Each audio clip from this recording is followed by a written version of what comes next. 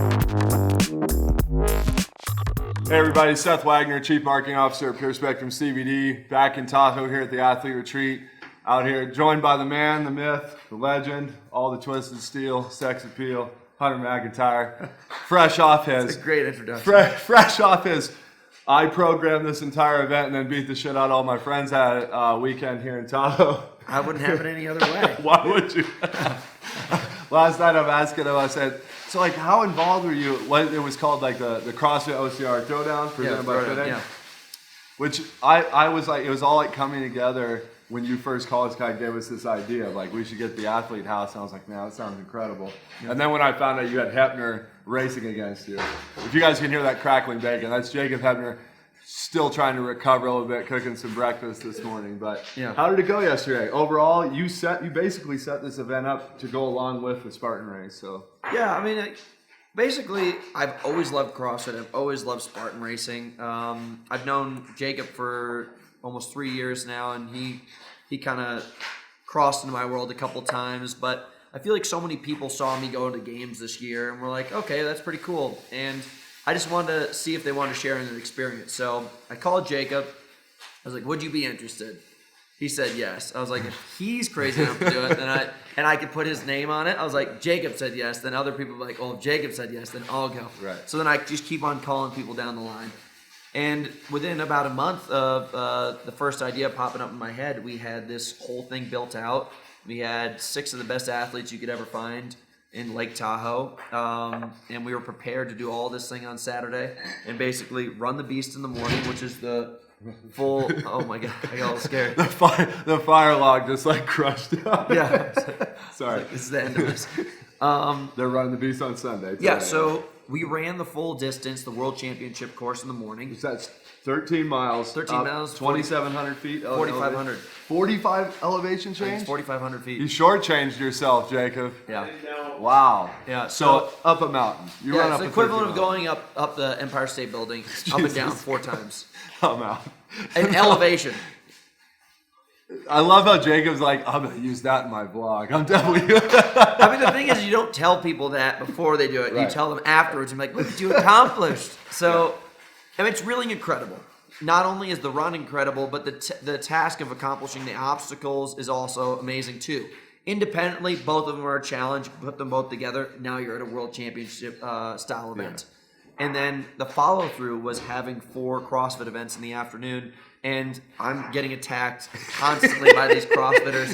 It depends on who you ask if they call it a CrossFit event. Listen, Jacob Hepner's version of the story of the workout was very different. What is the definition of CrossFit? When he said we were doing thrusters, and I said to be clear, were those thrusters with this little weird 55-pound thing that is the women's weight in CrossFit? Yeah. Come on. What is the definition of CrossFit, Jacob? It's constantly varied, high-intensity functional movements. God, he read a book. Cool. Everything that we did yesterday is under the umbrella of CrossFit. These guys are all butthurt because they didn't have parallel handstand push-ups and you know some other ridiculous multicolored plates to snatch. You didn't have to handstand show their walk friends down like, look at me. And we just were in a parking lot with some logs and some badass dudes and chicks. It was just raw. So, yeah, welcome to the party. And you know what? It was incredible. Everybody rose to the occasion. It looked amazing. Yeah. I pulled up. I wasn't able to watch a lot of the events. I dropped some of the athletes out over there, and I was able to like kind of chill there and watch how you guys had set it up.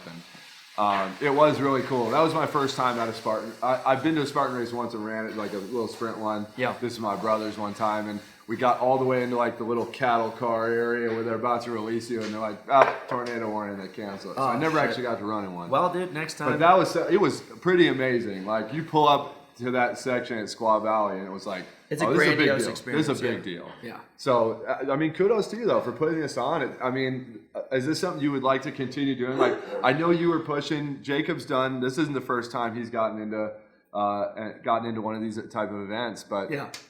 Is this something you would try to keep going and try and encourage, like, become bigger and bigger? For sure. I mean, this is an experience that I want to make sure that more people can get involved in, because I think bringing together both worlds of CrossFit and Spartan race, or obstacle course racing, whatever you'd like to call it, is a really cool thing, because we are very similar, and I think most people, like, I have people I meet in the CrossFit industry, they're like, oh, I would never run one of those mud runs, it's so silly. And then when they come here, like, wow, that was an incredible experience. Like, it was really challenging. It gives me new perspective. It makes me want to train harder. It makes me want to learn this new aspect of being fit. And same side of the other, like, other fence, like, my Spartan race buddies are like, why would I ever do one of those silly CrossFit workouts? Yeah. I'm like, well, like, my buddy Ryan Woods, who won the national championship a couple weeks ago, I told him, I was like, dude, you're so fast. You're like one of the fastest people in the United States at track and field at one point. Why don't you let me just teach you a couple CrossFit movements and stuff and get you fit? And it made him so much better. And now he's winning national titles and stuff. I wouldn't say it's the main reason, but it's a new aspect of way of getting fit, a way to develop your body, a way to challenge yourself. So if we can bring these two people together, two worlds together, we're going to make the athletes better. We're going to teach the people who are watching it how to get fitter. It's going to inspire more people. I mean, I don't think Jacob, even though he's super fucking sore, I'm watching him limp around right now. He's definitely got a real walk going on. He walked out this morning. I was out here drinking some coffee. He comes out and he has what appears to be a gym bag on over his, like a full-on backpack on his back, Pure Spectrum blender bottle. Yeah. Dressed, as he always is, the Nike workout apparel. And I looked at, I was like, is this fucking lunatic about to go work out? Yeah. And then I realized it was a camera bag, but he's not going to train. But I mean, it's interesting to see because I saw you at the games. We were talking at the games, and it was like, you dealing with that, obviously, putting your body through all of that. And then, this morning, Jacob's hurting because this isn't his, he's not used to starting an event with a 13-mile run up a mountain. Yeah. And it's interesting to see, like, you're hurting, but you're not waddling around like Jacob is. I'm used to it. Yeah, this is more what you're used to training this way, you're used to competing this way. Totally. I thought it was awesome to see you guys bring this together, like make it work. And kudos also, like big shout out. Chandler Smith was over here yesterday. Yeah. Had a great time meeting him. Did he race as well? He was competing. And Sean Sweeney. Sweeney. Kudos to the guys, especially the guys with the name, and Jacob obviously too. Kudos to those guys. They knew how that movie was going to end.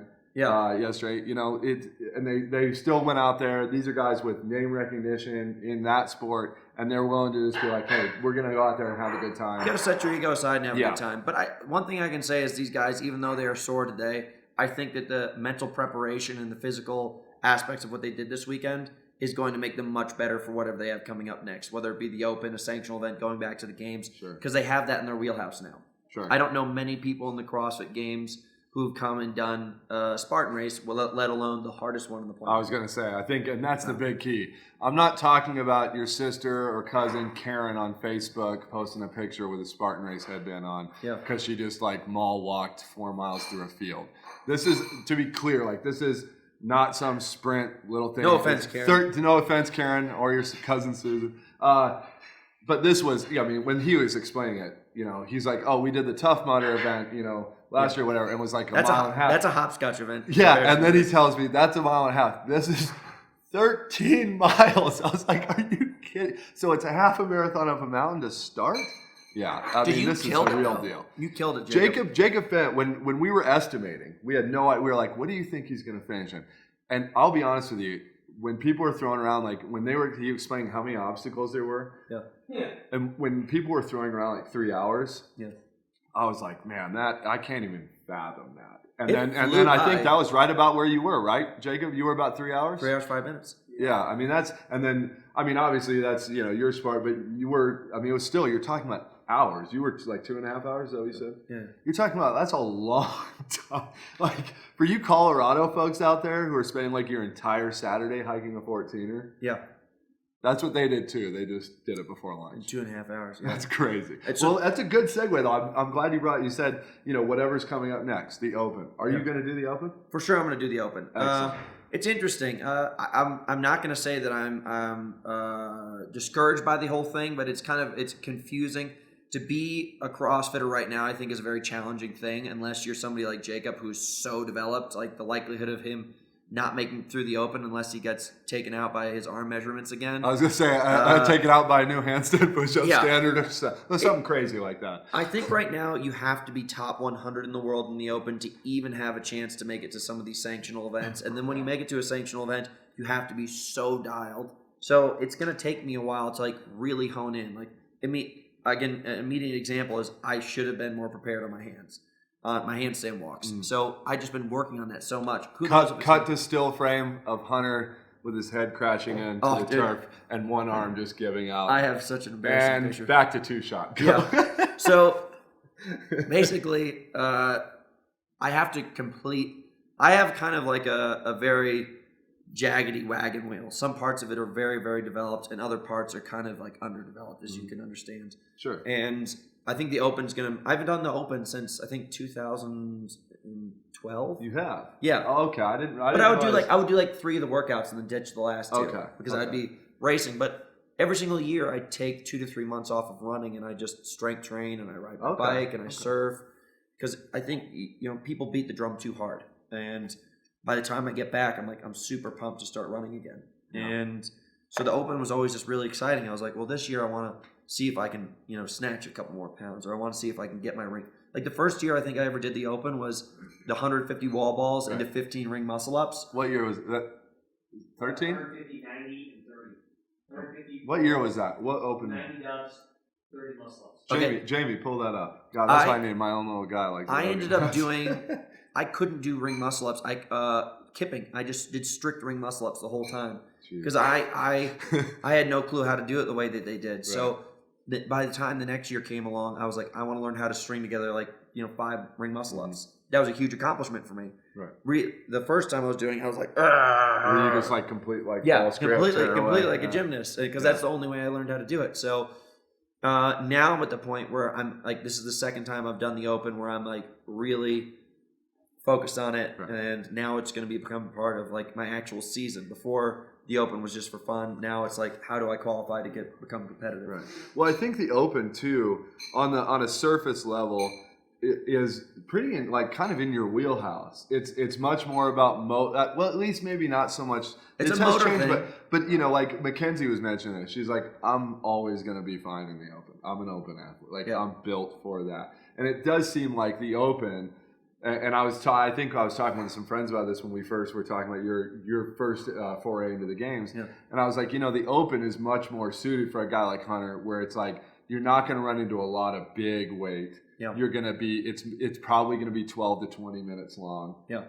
You're going to be in that little longer domains, much more just about that motor and rowing, not running so much, but.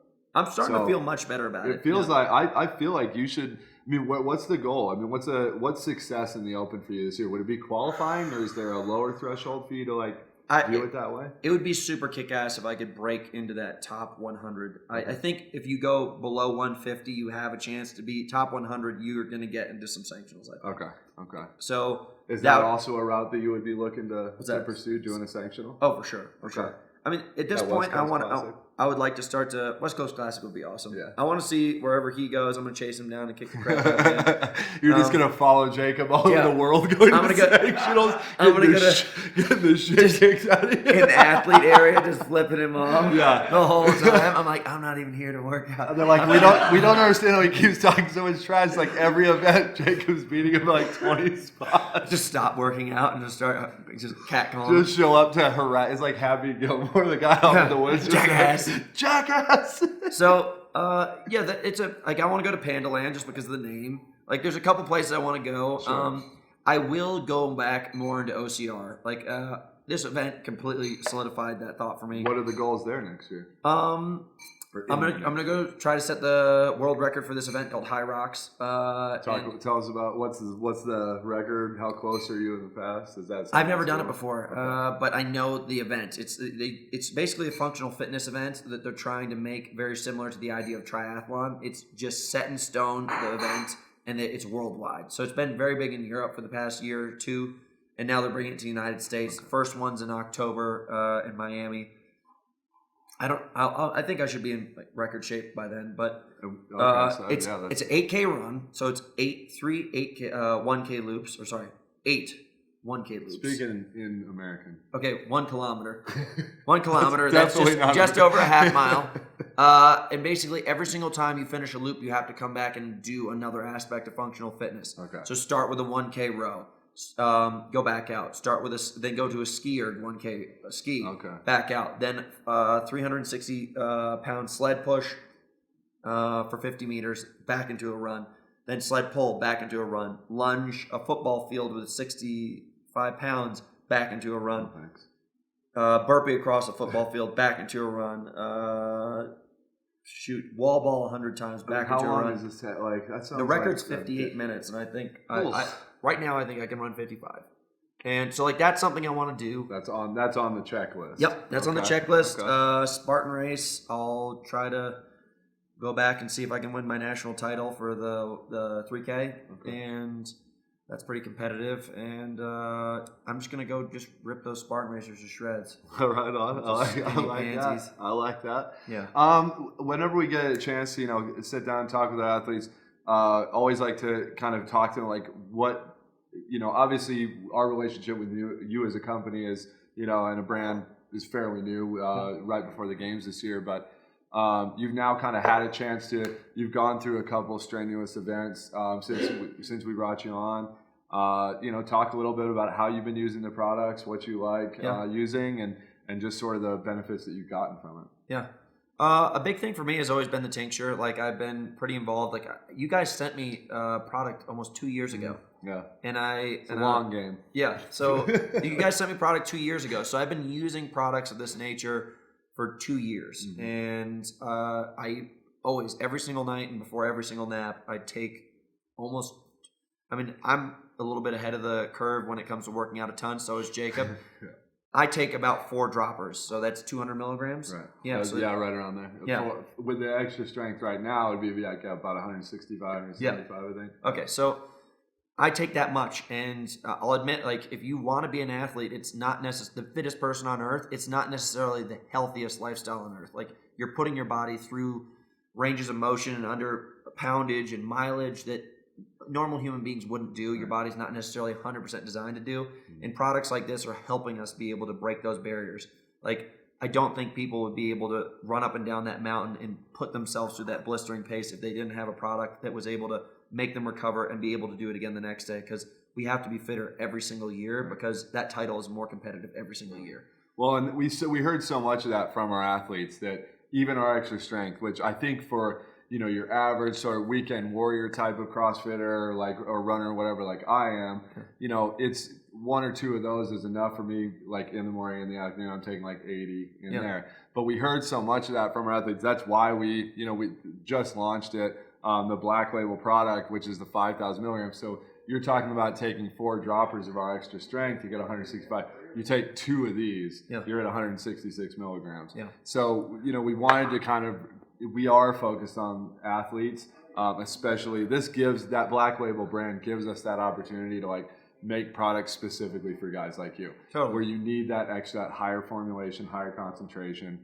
So we do hear that a lot, and I think we're trying to be as responsive to that as we can. Yeah. Well, one thing I keep on bumping into is people are like, "You're sponsored by a CBD company." Like, I've tried it. Like, I don't notice a difference at all. And I'm like, "Listen, man. Like, you are. It's like if I gave you a bottle of Advil, and I guess you just took like a half a pill, and you've got a pounding headache. Like, you need to increase especially for somebody who's like a very active athlete, really working through the range of motion. If you have back pain, I've been telling all my athlete friends, this kid Atkins, who's probably going to win today, he'd only be putting 3 little drops under his tongue. He's like, I don't feel anything, dude. I was like, you're a big dude and you're moving really freaking hard. I was like, increase it. And so this kind of tincture right here is going to really show people, if you're going after it, you need something to support it. Yeah. There's a reason why, you can't go out off-roading on regular street tires. You got those big burly things. And that's what this product is for these people. Right.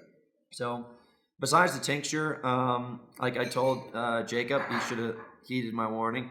You got to put that post-WOD stuff on your knees. Oh, that's probably my go-to thing. Knees. Yeah, we just so all our CrossFit folks know is after WOD. Yeah. Under the refresh that we just launched, it's what you guys are looking at now is Recover, which is what Jacob he was. I told him last night he was rubbing it on. We got some video of him putting it on his knees, and right now it's not probably a good testimonial for the because the way he's walking. But he told me last night, he's like literally every hour. If I woke up from the pain, I rubbed that on. Noah told us this year at the games. he was like, I was basically just bathing in it every night, you know? Yeah. And yeah, putting those products out for sure. Like, I want you guys to have what you guys need, you know? So, and that support. I mean, it's interesting. This is becoming the new product of the future. People are getting away from pharmaceuticals, and this is going to pave the way. And you guys are starting to do that. So, as I said that when we first started the partnership, it's really incredible. Yeah. I'm always going to test my limits, and I'm really happy to be supported by a company who believes the same thing. Oh yeah, man, I love hearing that. Real quick before we wrap up, the last time we talked to you up in Evergreen when we launched it, 2 things that we need to follow up on. Number 1, did the belly button ring happen? No, we're supposed to do it today. I thought I heard, because I got my boy B here with a camera ready to go, because I want to see the chandelier. We'll just go to Tahoe City. Hand on my heart, I'm getting a belly button ring, but originally I was like, I'm going to go get the belly button ring. This was a bet. If he didn't finish 10th, right? Top 15. I want to be top 15. Okay. Yeah. So listen, I'm a man of my word. And then I was like, I'm not just going to get a belly button ring done by myself. I was like, because Hepner contacted me. He's like, are you going to do this thing? Because I want to be there. Yeah. So then I pushed it back to here. So now we're in this like window of time where I'd probably have to get a belly button ring in the next 24 hours. Perfect. And I'm gonna look hot. I mean, Jacob and I we were playing around a little bit of some ideas in our head. I was like, I just don't think there's any way you get away with that not being, excuse my ignorance for whatever the gemstone is, but not being some purple gemstone with a dangling unicorn. 100%, dude. That looks exactly like the emoji. Yeah. So I feel like that needs to be hanging almost like hip bone level. Yeah. My girlfriend's gonna be super turned on. I'm sure she's thrilled. She's kind of she's salivating at the idea. Obviously. Like, how do you even handle all that, right? It's a challenge for her. It's a challenge. The other thing that you said was, I asked you if you were going to win an event at the CrossFit Games. Your response was right out of the gate, 100%, at least one. But you did give the caveat where you said, the only way I don't win an event is if they program around me, like to keep me from winning an event. Do you feel like, I certainly, the second I saw where that cut line was, when you got cut, and what that event was, I believe it was the Ruck Run was the very next event, right? The first event the next day. Yeah.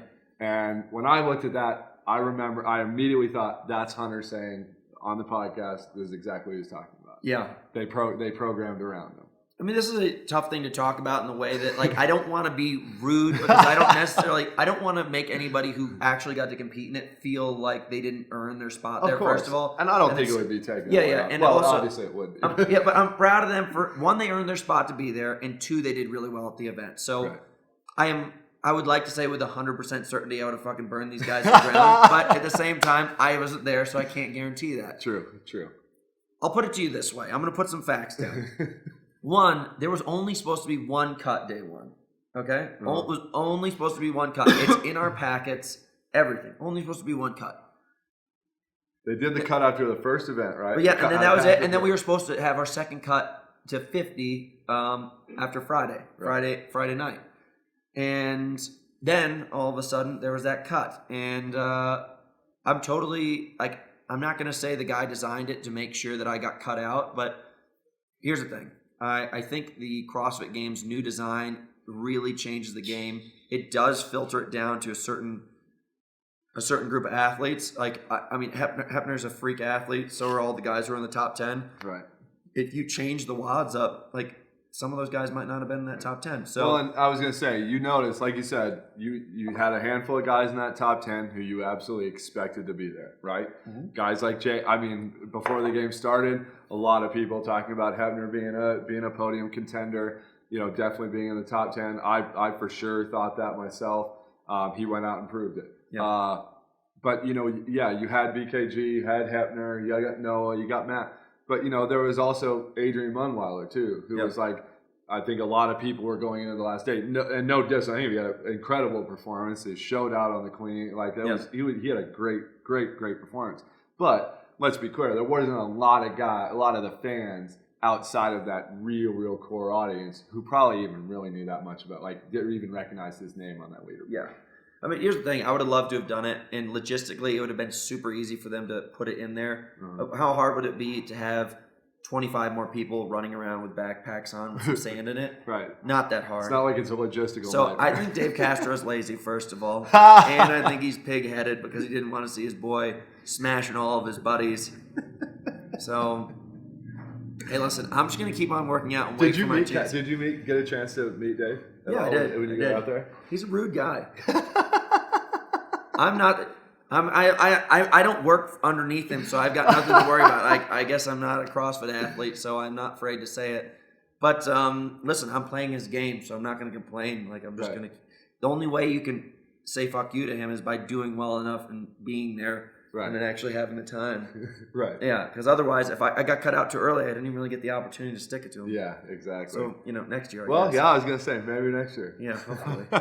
All right. Well, good luck in the Open. Thanks for stopping by. Thanks for all the work you put in setting this event up, planting the seed of this idea for us to be here with the Athlete House. It's been an incredible experience. So thanks for being here. Thanks for having me. Appreciate it, brother.